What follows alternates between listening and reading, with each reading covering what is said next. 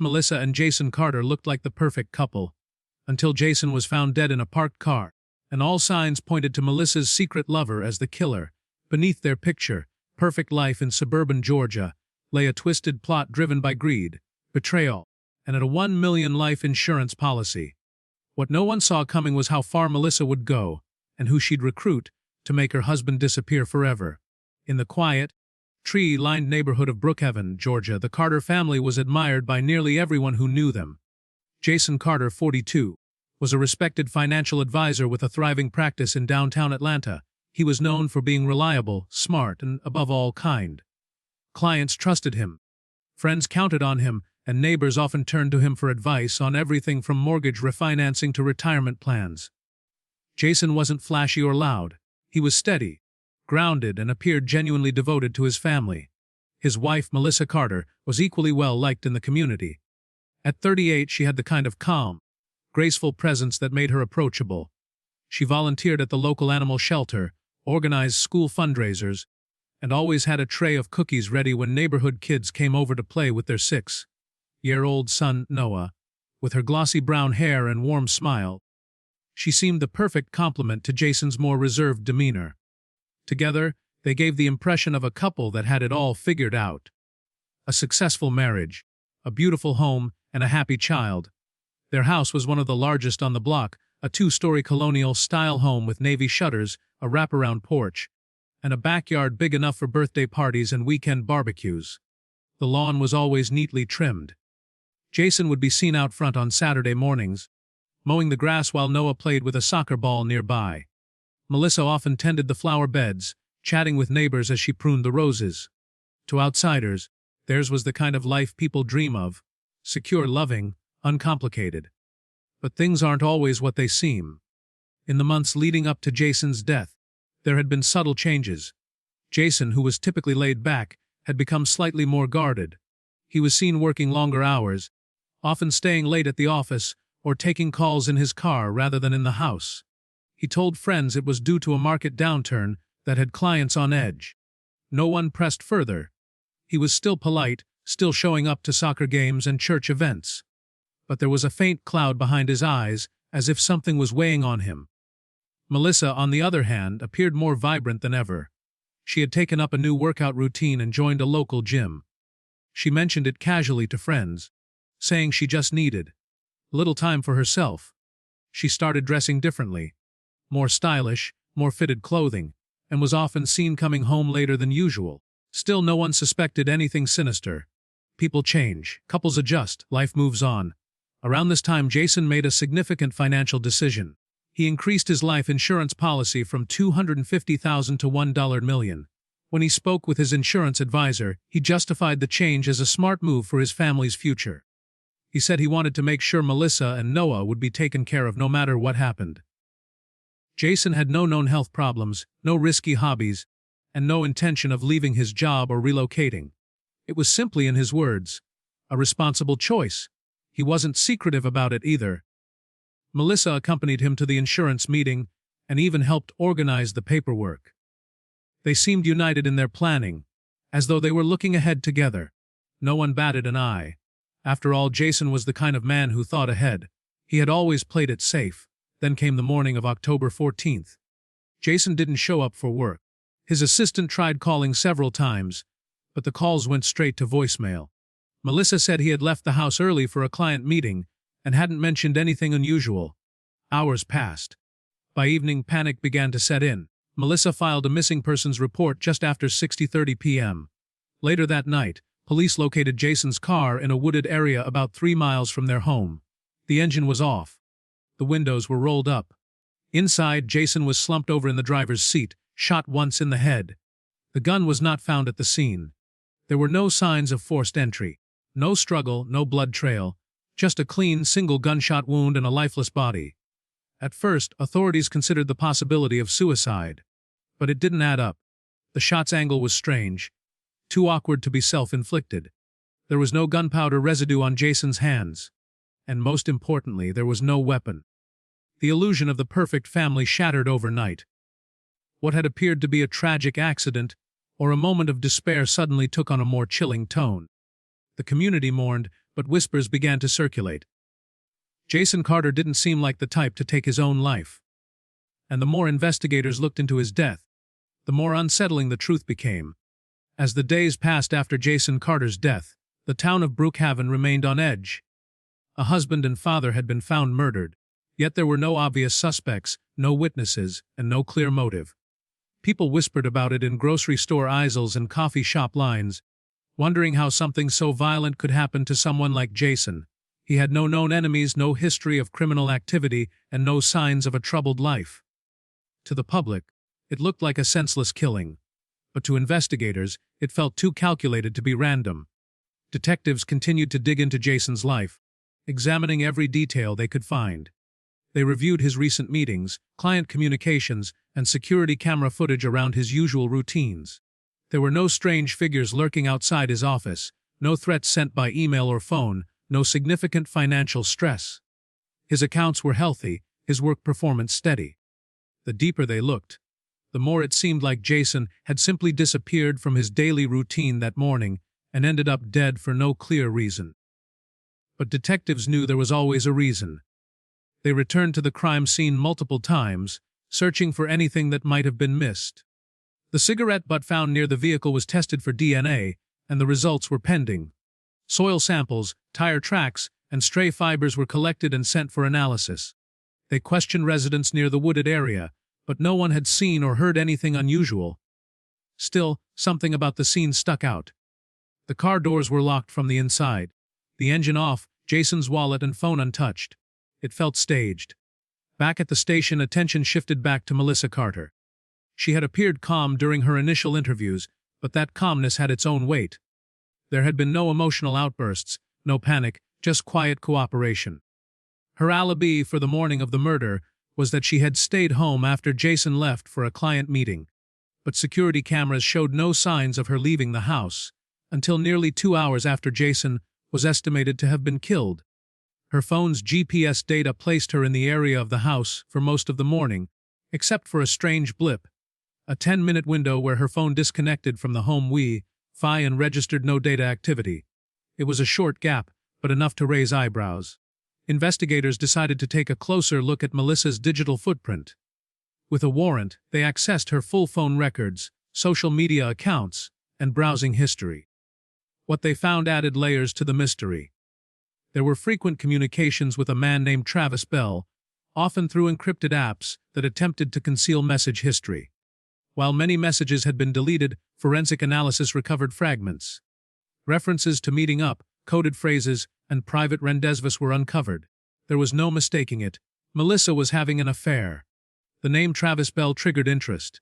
A background check revealed he was 35, single, and had lived in 3 different states over the past 5 years. His past included a couple of arrests for non-violent crimes, including credit card fraud and breaking and entering. He had been working odd jobs in Brookhaven and was known to frequent the same gym as Melissa. The timing of their communication spiked dramatically in the 2 months before Jason's death. The discovery of the affair shifted the entire investigation. Suddenly, there was a plausible motive. If Melissa and Travis were romantically involved and Jason stood in the way, there could be more to their relationship than just secrecy. The detectives mapped out their movements in the days leading up to the murder. GPS data from Travis's vehicle placed him within 2 miles of the crime scene on the morning Jason died. He had told officers he had been asleep at home, but his phone data told a different story. With mounting suspicion, the police brought Travis in for formal questioning. At first, he was defiant, calling the situation a misunderstanding. He admitted to the affair, but insisted he had nothing to do with Jason's death. He claimed Melissa had told him Jason was abusive and that she was trying to leave the marriage. He denied ever going near the wooded area, but his voice cracked when officers confronted him with the GPS data and the traffic camera stills that showed his SUV turning off the main road that morning. They weren't ready to arrest him yet, but they had enough to continue building the case. Investigators knew this was no longer just a murder. They were likely dealing with a conspiracy. Someone had orchestrated the scene, and it hadn't been Jason. With Jason's $1 million life insurance policy freshly updated and Melissa listed as the sole beneficiary, The money trail added fuel to the growing fire of suspicion. The pieces of the puzzle were aligning, but a key question remained: who had pulled the trigger and who had planned it? The clean crime scene, the digital erasures, the carefully timed alibis, it all pointed to a premeditated act. Now, they needed the evidence to prove it. Travis Bell became the primary focus of the investigation after police connected him to Melissa Carter through deleted messages and phone records. What began as a murder with no leads had now evolved into a tangled web of betrayal, hidden relationships, and mounting evidence. Travis, with his criminal past and secret connection to Melissa, fit the profile of someone capable of committing a calculated act. But investigators still needed more. They weren't just looking for motive. They needed proof of action. The police subpoenaed more detailed data from Travis's phone carrier, an internet provider. They obtained logs showing that in the weeks leading up to Jason's death, Travis had searched for disturbing topics. Phrases like, how to silence a handgun, murder for hire cost, and life insurance payout timeline appeared in his search history. Even more incriminating was a deleted file recovered from his phone, a photograph of Jason, taken from a distance, showing him walking to his car in the driveway. It was dated 12 days before the murder. Travis had been stalking Jason, quietly and methodically. Meanwhile, Melissa's involvement was growing harder to ignore. Bank records revealed a joint account that she had quietly opened under a different name just 1 month earlier. Travis was listed as the co-owner. Investigators found that she had transferred small amounts of money into the account from a PayPal account not linked to her public identity, amounts that totaled nearly $9,000 over 6 weeks. There was no explanation for these funds, but detectives believed the account was part of the plan for a new life after Jason's death. In the house Melissa shared with Jason, investigators discovered more telling signs. A thorough search of the family computer and home office revealed handwritten notes tucked inside a drawer. One sheet listed insurance policy details, including the date of Jason's policy increase and the expected payout timeline. Another contained a timeline for Jason's typical weekday activities: when he left for work, how long his commute took, and what days he stayed home. The notes weren't written in Jason's handwriting. Detectives believed these documents weren't just notes. They were evidence of premeditation. Melissa had intimate knowledge of her husband's habits and routines. She also had full access to his insurance records, which she used to make herself the sole beneficiary of the $1 million policy. Everything had been aligned perfectly. But the missing link was the moment of the murder itself. While Travis remained under surveillance, officers quietly expanded their investigation to include local surveillance cameras around the crime scene. It was a long shot. The wooded area where Jason's body had been found was off the beaten path, with no homes or businesses nearby. But just over a mile from the site, a traffic camera had captured a brief, blurry image of a silver SUV heading toward the location early on the morning of Jason's death. A second camera, several minutes later, showed the same vehicle driving away. The timestamp placed the vehicle near the scene at the exact window of time medical examiners later confirmed as Jason's estimated time of death. The vehicle matched the make and model of Travis's SUV. When confronted with the footage, Travis became visibly shaken during his second round of questioning. He said he had gone to the woods that morning to clear his head, and claimed it was a coincidence. When asked if he had brought a gun with him, he refused to answer. The pressure mounted. Investigators laid out the digital evidence, the money trail and the surveillance footage. Travis stuck to his story, but cracks had begun to show. Melissa, meanwhile, tried to distance herself. She told detectives she had broken things off with Travis days before the murder and had no idea he might harm her husband. She claimed the money transfers were to help him with rent and bills. She denied any knowledge of the burner phone they found in Travis's apartment. One registered under a false name, but containing messages to and from her. The tone of the messages was intimate and conspiratorial. One read, "It has to be clean. No mistakes." The final blow came when DNA results from the cigarette found near Jason's car returned from the lab. The DNA matched Travis Bell. It placed him at the scene, within feet of Jason's car at the time of the murder. Investigators now had the location, motive, timeline, and physical evidence. On a quiet Friday morning, police arrested Travis for the murder of Jason Carter. Melissa was taken into custody hours later for conspiracy to commit murder and insurance fraud. The town of Brookhaven was stunned.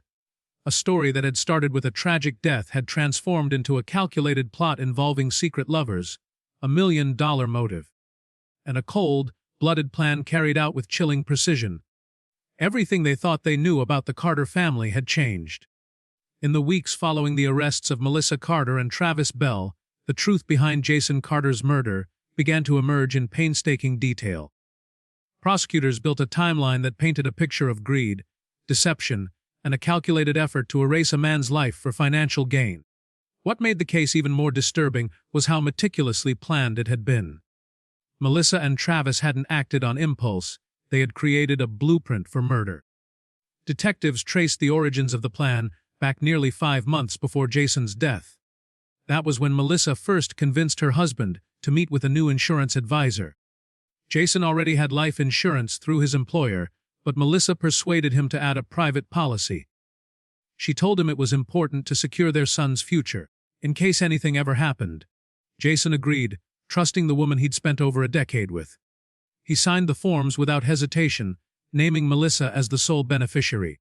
The policy was approved, and 2 weeks later, coverage began. That same week, Travis quit his job at a local warehouse and stopped paying rent on his apartment. His bank record showed he had no income but was receiving regular deposits from an account tied to Melissa. When questioned about this, Travis claimed the money was a loan. But the frequency of the deposits and the hidden account name said otherwise.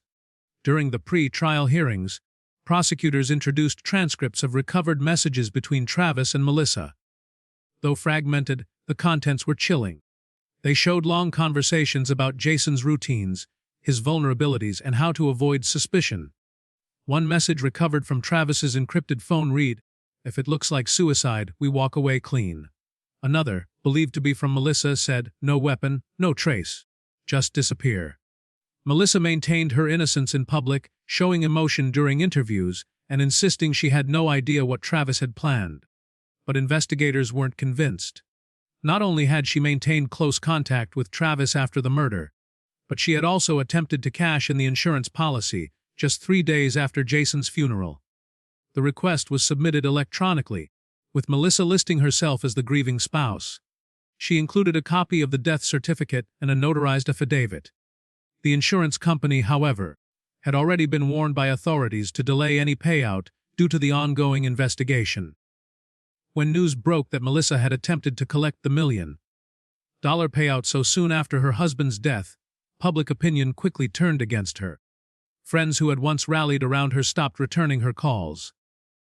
Neighbors who had offered support now avoided her completely.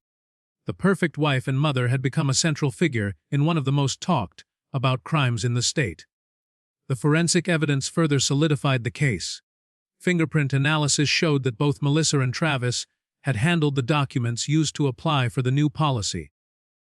Surveillance footage from the insurance office showed them arriving and leaving together, despite Melissa later claiming she had no memory of the meeting. Phone records confirmed that Melissa had called Travis immediately after Jason's body was discovered, well before she called any family members. Travis's trial began first. Prosecutors presented the evidence methodically, starting with GPS data, surveillance images, search history, and DNA findings. They introduced the cigarette butt with his DNA, the burner phone containing incriminating texts, and the fact that he had been seen near the crime scene minutes before and after the murder. The defense argued that Travis had been manipulated, that he believed Melissa was being abused, and that he never intended to harm anyone. But the jury didn't buy it. After only 2 days of deliberation, Travis was found guilty of first-degree murder and sentenced to life in prison without the possibility of parole. Melissa's trial came next. Her defense team tried to create distance between her and the crime, painting her as a grieving wife who had fallen into an affair during a difficult time. They argued that Travis had acted alone, twisting Melissa's feelings and pulling her into a plan she never fully understood. But the evidence contradicted that story. The court saw emails, financial transfers, hidden accounts, and most damningly, her attempt to collect the insurance money just days after the funeral. A jury found her guilty of conspiracy to commit murder, insurance fraud, and accessory to homicide. She, too, was sentenced to life in prison. Jason's $1 million policy was never paid out to Melissa. Instead, a legal motion filed by the prosecution resulted in the funds being placed in a protected trust for their son, Noah. The money, once meant to build a future for the Carter family, would now serve as restitution for a boy whose life had been shattered by the very people meant to protect him. The case closed with a sense of grim finality. The truth had been uncovered, the guilty held accountable. But the quiet suburb of Brookhaven would never be the same. In the aftermath of the convictions, the small town of Brookhaven struggled to return to normal.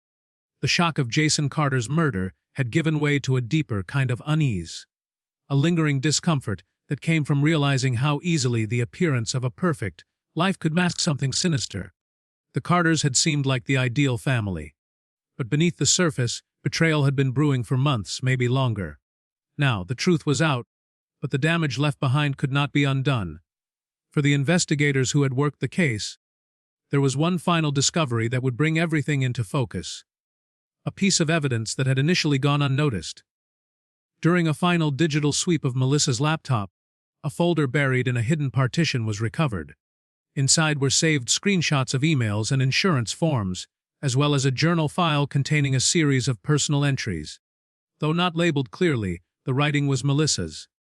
It documented her dissatisfaction with her marriage, her growing attachment to Travis, and eventually, her thoughts about what life might look like without Jason. One entry, dated roughly 2 months before the murder, read, "If he were gone, it would all be easier. No more pretending, no more empty conversations, just me, Travis, and a fresh start."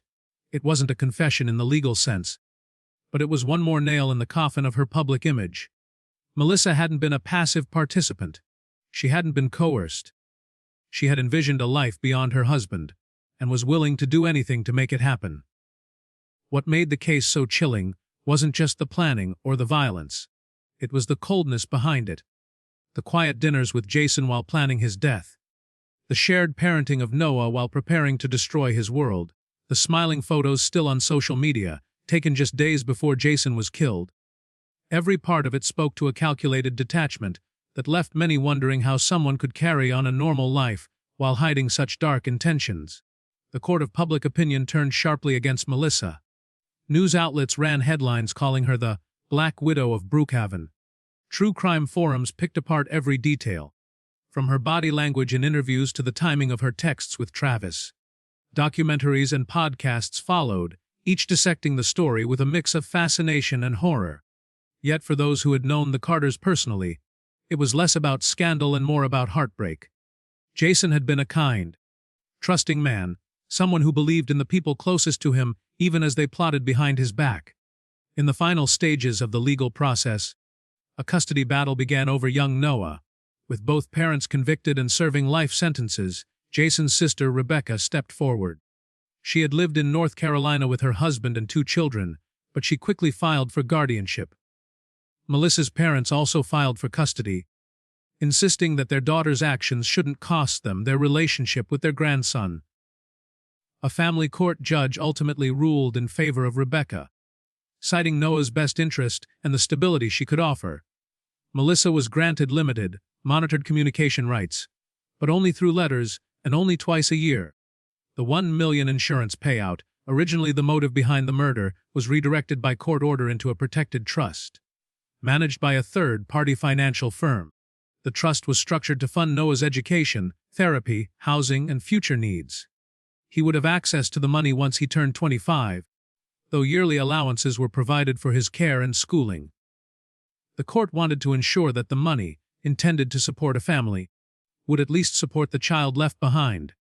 Over time, the media frenzy surrounding the case faded, but its legacy remained. Schools in Brookhaven held workshops on grief and trauma. The local church, where Jason had once volunteered, set up a scholarship fund in his name. And the wooded road where his body was found was eventually closed off to public access. A quiet decision made to prevent curious visitors and remind the town that some places, once touched by evil, shouldn't be walked again.